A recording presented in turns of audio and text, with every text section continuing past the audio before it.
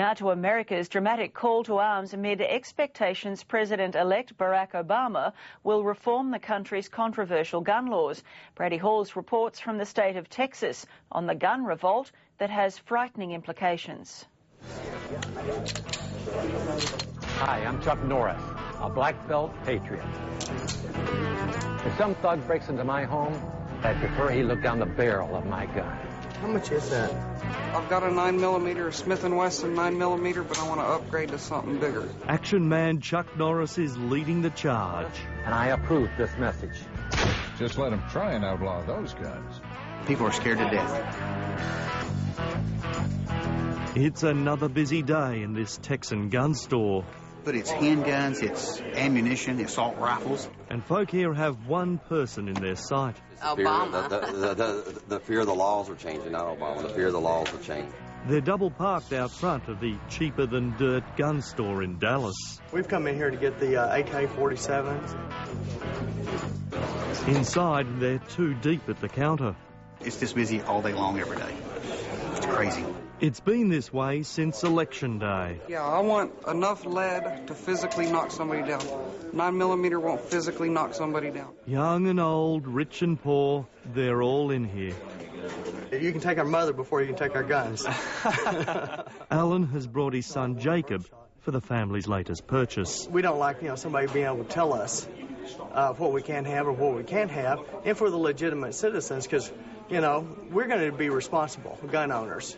But if they take them away from us, then the only people that will have them will be the criminals. The front wall says it all. The poster of the president-elect and his anti-gun comments sits right alongside the target practice posters of Osama bin Laden and plane hijackers. A couple weeks before the election, when Obama started getting a little bit ahead in the polls, his deals on gun control just scared him. And so began the panic, with sales at Dwayne Irwin's store going through the roof. We're up 426%. Customers are spending more than $100,000 a day at Dwayne's shop.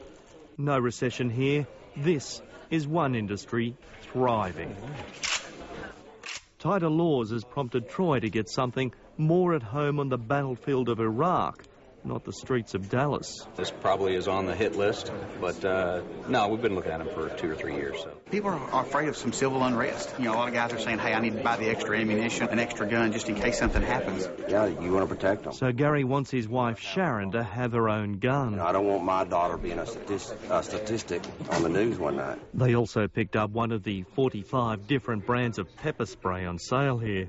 Well, so you carrying a gun on you now? I've got a couple, actually. Really? Sure. Don't you?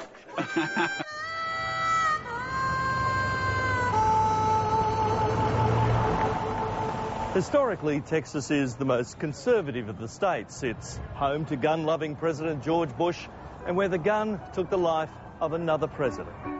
President Kennedy died at 1 p.m. Central Standard Time. This small cross signifies the exact spot where he was gunned down. And that is the former Texas School Book Depository building. And over here is the grassy knoll, a term that is sometimes used today to express suspicion. They take our guns away. The bad guys are going to turn their stuff in. So now I've got to fight somebody with a gun. I have to fight them with a baseball bat. That suspicion still runs deep in Texas. How many you got? I don't know, maybe 10.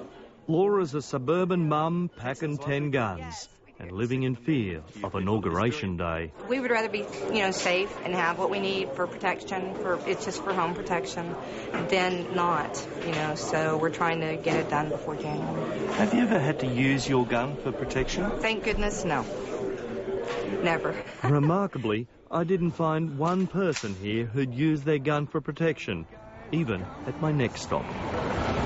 Just beyond the highway, there's an open plain, and it keeps me going. It was the same story all over Texas, even in its remote corners. Is this the way to Amarillo?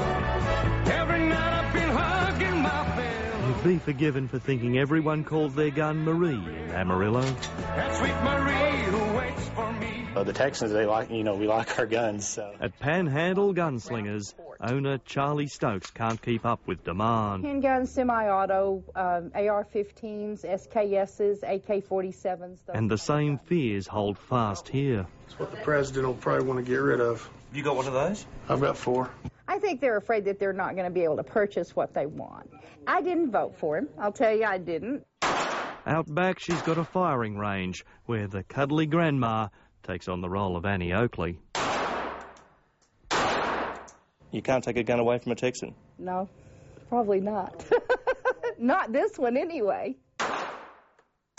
Clive and his brother Bob have popped in to sharpen up on their accuracy, fearing attack. Ever had to use yours for protection at all? I never have had to, and I hope I never do have to. I don't believe that our new president-elect is going to be as kind to us as the others have been. On the windy plains of Amarillo, Orwell has made an artistic statement on his ranch with his old tractors.